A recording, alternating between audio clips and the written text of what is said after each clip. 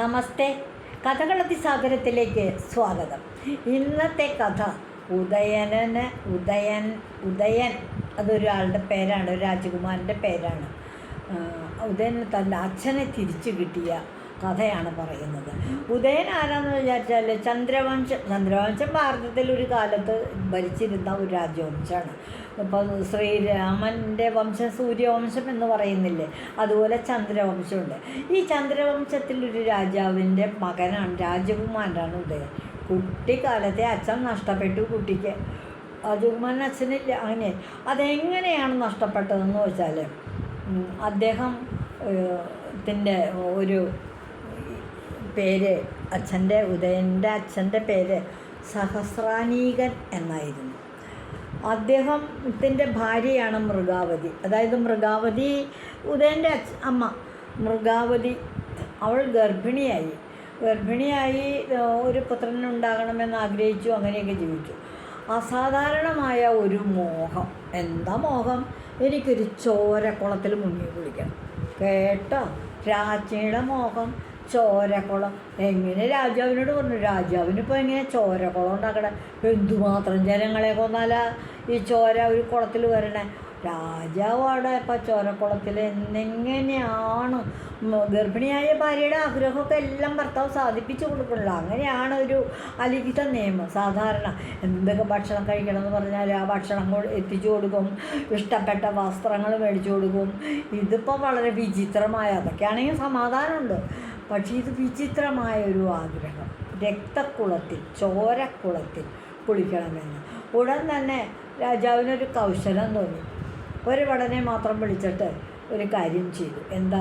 ലാക്ഷാതിരസം കുളത്തിൽ അങ്ങോട്ട് കുളം പോലെ ഒരു കുളം പണിതുണ്ടാക്കി സിമൻ്റൊക്കെ ഇട്ട് കെട്ടി വെള്ളം ചോർന്നുകൊണ്ട് രാജ്ഞിക്ക് ഇറങ്ങി മുങ്ങത്തക്ക വിധത്തിൽ ഒരു കുളമുണ്ടാക്കി.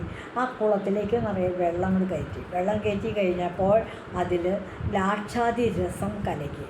എന്താ ഈ ലാക്ഷാതിരസം എന്നറിയാമോ? ചുണ്ണാമ്പും മഞ്ഞൾപ്പൊടിയും. മഞ്ഞൾപ്പൊടി അങ്ങോട്ട് കലക്കി, അത് കഴിഞ്ഞ് ചുണ്ണാമ്പ് അങ്ങോട്ട് പിന്നാലെ ചുണ്ണാമ്പും കലക്കി. ചുണ്ണാമ്പ് എന്ന് പറഞ്ഞാൽ എന്താ? കക്ക നീറ്റി ഉണ്ടാക്കിയാൽ, വെള്ളം ചേർത്ത് നീറ്റി ഉണ്ടാക്കിയാൽ അതിങ്ങനെ വെണ്ണ പോലെ ആയിരിക്കും. ഒക്കെ അങ്ങോട്ട് അലുത്ത് വരും. അതങ്ങോട്ട് വെള്ളത്തിൽ കലക്കിയാൽ മഞ്ഞളും ചുണ്ണാമ്പും കൂടി ചെന്ന് കഴിഞ്ഞിട്ടുണ്ടെങ്കിൽ രക്തം തന്നെ കുരുതി ഉണ്ടാകണത് പോലെ ഈ രക്തക്കുളം. പോയി കുളിച്ചോ, അതേ രക്തക്കുളം റെഡിയാക്കി. രാജ്ഞി ചെന്ന് നോക്കിയപ്പോൾ എന്താ സംഗതി ശരിയാ. ആകെ ചോര തന്നെ ഒരു കുളം, അതിൽ കുളിക്കണതല്ലേ തന്നെ ആഗ്രഹം പറഞ്ഞത് രാജാവിനോട്. രാജാവ് രക്തക്കുളം ഉണ്ടാക്കിയ കാര്യമൊക്കെ അറിയാം. അത് ചോരക്കളം തന്നെയാണെന്ന് കരുതിയിട്ട് മൃഗാവതി അതിലിറങ്ങി അങ്ങോട്ട് കുളിച്ചു, മുങ്ങി. ഒരുകൂട്ടം വിചിത്രമായ ആഗ്രഹങ്ങളല്ലേ. അങ്ങനെ പറഞ്ഞു. കുളത്തിൽ നിന്ന് പൊങ്ങി വന്നപ്പോൾ ഒരു പരുന്ത് വന്ന് ഈ മൃഗാവതിയെ എടുത്തുകൊണ്ട് അങ്ങോട്ട് റാഞ്ചി കൊണ്ടുപോയി ഒരുപാട് ദൂരെ ഒരു കുന്നിൻ്റെ മുകളിൽ കൊണ്ടങ്ങ് വെച്ചു. കാരണം മുകളിൽ വെച്ചപ്പോൾ ഈ ഗർഭം തന്നിരിക്കുന്ന റാണി കുന്നുമുകളിൽ ചെന്ന് കഴിഞ്ഞാൽ എന്താ ആകെ ഭയപ്പെട്ടു പോയില്ലേ. അങ്ങനെ ഇരിക്കെ അവിടെ ഒരു മുനികുമാരൻ വന്നു. ആ മുനികുമാരൻ അവിടെ അടുത്ത് തപസ് ചെയ്യുന്ന ജമദഗ്നി മഹർഷിയുടെ ഒരു ശിഷ്യനായിരുന്നു. മുനികുമാരൻ ഉടനെ ഈ മൃഗാവതിയെ കൊണ്ടുപോയിട്ട് ജമദഗ്നി മഹർഷിയുടെ ആശ്രമത്തിൽ കൊണ്ടാക്കി. ആശ്രമത്തിൽ മൃഗാവതിക്ക് വളരെ സംരക്ഷണമൊക്കെ ലഭിച്ചു. മഹർഷിയുടെ സാന്നിധ്യം ഉണ്ടായിരുന്നു. ഒരു ആധ്യാത്മികമായ അന്തരീക്ഷമുണ്ടായി. അങ്ങനെ അവിടെ വെച്ചു ഗർഭം പൂർത്തിയായി. ഈ സഹസ്രാനീകനെ പിന്നെ കണ്ടിട്ടില്ല. അവിടെ വെച്ച് ഭർത്താവിനെ ഓർമ്മിച്ചുകൊണ്ട് അങ്ങനെ ജീവിച്ചു. ഗർഭം മുതിർന്നു, ഗർഭം പൂർത്തിയായി. മൃഗാവതി ഒരു കുഞ്ഞിനെ പ്രസവിച്ചു. ആ കുഞ്ഞാണ് ഉത്തങ്കൻ. ഉത്തങ്കനെ യഥാസമയം വേണ്ട എല്ലാവിധ വിദ്യാഭ്യാസങ്ങളും ആചാരാനുഷ്ഠാനങ്ങളും വേദങ്ങളും പുരാണങ്ങളും ഒക്കെ പറഞ്ഞു കൊടുത്ത് ഈ മഹർഷി, ജമദഗ്നി മഹർഷി, നന്നായിട്ട് നല്ല കുട്ടിയായിട്ട് തന്നെ വളർത്തുകയും ചെയ്തു. പക്ഷേ കുട്ടിക്ക് എല്ലാവിധ വിദ്യകളൊക്കെ പഠിച്ചു, വേദങ്ങളൊക്കെ പഠിച്ചു. അങ്ങനെയൊക്കെ വളരെ സന്തോഷമായി. അങ്ങനെ ഇരിക്കെ ഉദയനൻ എന്തു ചെയ്തെന്ന്, ഒരു ദിവസം ഒരു അച്ഛനെ ഒന്ന് കാണണം, തൻ്റെ അച്ഛനെ ഒന്ന് കാണണം എന്ന് ഒരു വലിയ ആഗ്രഹം. അപ്പോൾ ആ സമയത്ത് അമ്മ അച്ഛൻ്റെ പേരെഴുതിയ ഒരു രത്നമൊക്കെ പതിച്ചൊരു വളയുണ്ടായിരുന്നു ഈ മൃഗാവതിയുടെ കയ്യിൽ. മൃഗാവതി കുട്ടി ഇത്തിരി വലുതായി അത്യാവശ്യം അങ്ങോട്ട് ഇങ്ങോട്ടൊക്കെ പോകുമ്പോൾ ഈ വള കുട്ടിയുടെ കയ്യിലിട്ടു. അപ്പം മൃഗാവതി ഉദ്ദേശിച്ചത് എന്താണെന്ന് വെച്ചാൽ ആ വള തിരിച്ചറിയുമ്പോൾ അച്ഛൻ്റെയൊക്കെ പേരിട്ടുമ്പോൾ എന്താ പറയണേ, ചന്ദ്രവംശത്തിൽ രാജാവായ സഹസ്രാനീകൻ്റെ ഭാര്യ മൃഗാവതി, മകനാണ് ഉദയൻ. ആരെങ്കിലും തിരിച്ചറിഞ്ഞ ഏതാപത്യപ്പെട്ടാലും രക്ഷിക്കുക, അത് മാത്രമേ ലക്ഷ്യമുള്ളൂ. അങ്ങനെ ഉദയനൻ ഈ രാജമുദ്രയുള്ള വളയം ഇട്ടുകൊണ്ട് സഞ്ചരിച്ചുകൊണ്ട് ഇരിക്കുന്ന സമയത്ത് അങ്ങനെ പോയി കഴിഞ്ഞപ്പോൾ എന്തിനു പറയണം, ഒരു പാമ്പിനെ പിടിക്കണം. ഒരു കാട്ടിൽ കൂടെ പോയപ്പോൾ ഒരു കാക്കാലൻ പാമ്പിനെ പിടിക്കണം. പാമ്പിനെ പിടിക്കണാണ്ടപ്പോൾ ഉദയന് തോന്നി, ഈ കാക്കാലൻ പാമ്പിനെ പിടിച്ചു കൊണ്ടുപോയിട്ട് എന്തിനെ പിടിച്ചുകൊണ്ട് പോണേ, അതിനെ വെട്ടിക്കൊന്ന് പാമ്പിനെ പിടിച്ച് തിന്നാൻ, വെട്ടി നുറുക്കി പുറത്ത് പൊരിച്ച് പുഴുങ്ങി തിന്നാൻ തന്നെ അതിനെ വന്നു. അപ്പോൾ ഉദയൻ എന്തുണ്ടായി, ഒരു പാമ്പിനോടൊരു സഹതാപം. അയ്യോ, അതാ അതിൻ്റെ പാട്ടിനെ ജീവിച്ചുകൊണ്ടിരുന്നതാണ്.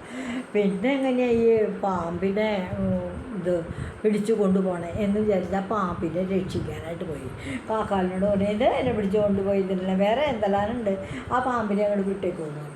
ഓഹോ, എനിക്ക് തന്നേക്കോ പാമ്പിനെ. പാമ്പിനെ ഞാൻ നിങ്ങൾക്ക് തരാം, നിങ്ങൾ തല്ലോ കൊല്ലുവോ വിട്ടുകളയോ എന്ത് പണിക്കും ചെയ്തല്ലോ, പക്ഷേ എനിക്കതിനെ ഒരു ആ കയ്യെ കിടക്കണ രത്ന വളം അങ്ങോട്ട് തരാമോ.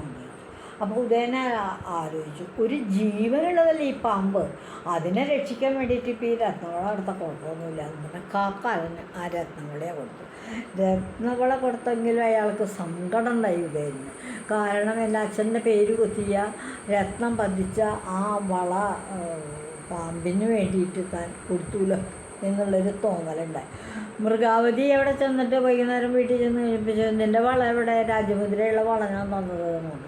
അപ്പം ഈ ഉണ്ടായ കാര്യങ്ങളെല്ലാം ഉദയൻ അമ്മയോട് പറഞ്ഞു. അമ്മയോട് പറഞ്ഞപ്പോൾ വിവരം കേട്ടപ്പോൾ ഉദയനെ വളരെ ശകാരിക്കുകയാണ് ചെയ്തത് അമ്മ. ശകാരിക്കുക വെച്ചാൽ വഴക്ക് പറയുക, എന്തൊരു കഥയത്, ഇങ്ങനെ ആവശ്യമില്ലാതെ കണ്ടതായി പോയില്ലേ, കാക്കാലന് വള കിട്ടിയിട്ട് എന്ത് ചെയ്യാനാ, അയാൾക്ക് ഇതിൻ്റെ വിലയൊന്നും അറിയില്ല എന്നൊക്കെ പറഞ്ഞു കൊടുത്തതിന് ഉദയനെയും ശാസിച്ചു. കാക്കാലൻ ഈ വളയും കൊണ്ട് പോയിട്ട് എന്താ ചെയ്തതെന്നറിയാമോ, ആ സ്വർണ്ണവള വത്സരാജ്യത്തിൻ്റെ അടുത്തുള്ള ഒരു സ്വർണ്ണക്കടയിൽ കൊണ്ടുപോയിട്ട് വിറ്റ് പണം മേടിക്കാമെന്ന് കരുതിയിട്ട് അവിടേക്ക് വിൽക്കാനായിട്ട് കൊണ്ടുപോയപ്പോൾ അവിടെ നടന്ന സംഭവം എന്താ, ആ വളയമേ സഹസ്രാനീക മഹാരാജാവിൻ്റെ പേര് കൊത്തിയിട്ടുണ്ട്, രാജമുദ്രയുള്ള വള. ഈ ഇപ്പന്നത്തെ ഇവിടുന്ന് അടിച്ച് മാറ്റി കൊണ്ടുവരുന്ന മോശം തന്നെയാണ് എൻ്റെ തൊഴിൽ എന്നങ്ങോട്ട് ധരിച്ചു.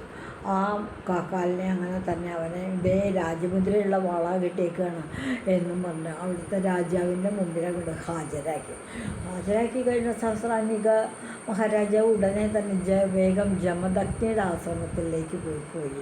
ഈ വളയം കൊണ്ട് രാജകൊട്ടാരത്തിൽ പോണതിന് പകരം ജമദഗ്നിയുടെ ആശ്രമത്തിൽ പോയി.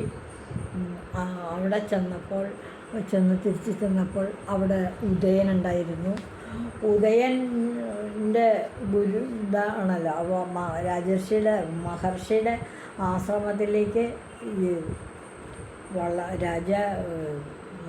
രാജമുദ്രയുള്ള വളയും കൊണ്ട് ചെന്നപ്പോൾ മഹാരാജാവ് മൃഗാവതിയെയും ഉദയനെയും രാജധാനിയിലേക്ക് കൂട്ടിക്കൊണ്ടു പോവുകയും ചെയ്തു. സഹസ്രാനീക രാജാവ് അവിടെ ഉണ്ടായിരുന്നു, ജമദഗ്നി മഹർഷിയുടെ ആശ്രമത്തിലുണ്ടായിരുന്നു. അങ്ങനെ ഉദയന് തൻ്റെ ഉദാത്തമായ ദയാശീലം കൊണ്ട്, അതായത് മറ്റുള്ളവർക്ക് ആവശ്യതയുള്ളവർക്ക് എന്തെങ്കിലും കൊടുക്കണം എന്നുള്ള നിഷ്ഠയുള്ളത് കൊണ്ട് അദ്ദേഹത്തിന് അച്ഛനെ നേടി അമ്മയെ നേടി ഒരുമിച്ച് ഒരുപാട് കാലം സുഖമായിട്ട് ജീവിക്കാനും സാധിച്ചു. ഇതാണ് ഈ കഥ. എന്താ ഈ കഥയുടെ പേരെന്താണെന്ന് വെച്ചാൽ ഉദയനന് അച്ഛനെ കിട്ടിയ കഥ. അതാണത്. ഇതുവഴി വന്നാലും ഇത്തിരി നേരമിരുന്നാലും കഥകൾ കേട്ടാലും കളിയായി പറയും കഥയാണീ, കാര്യം പറയും കഥയാണീ.